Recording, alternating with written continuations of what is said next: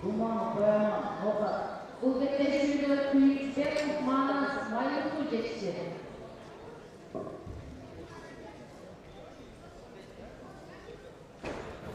Демек, келемісіндегі балбандар өзіменен таныштырабыз.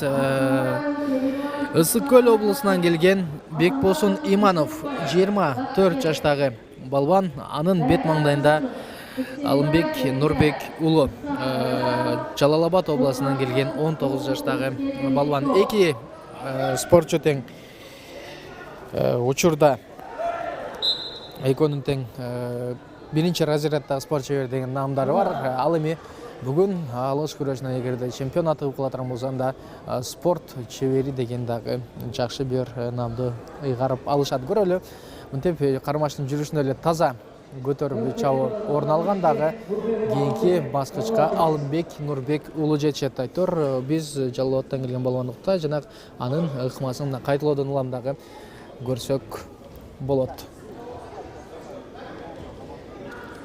Кереметтүү түрдө каршылашкан жерден жолду дагы таза дал менен көтөрүп жаккан өтө бир кооз жеңиш болду. 4-секундада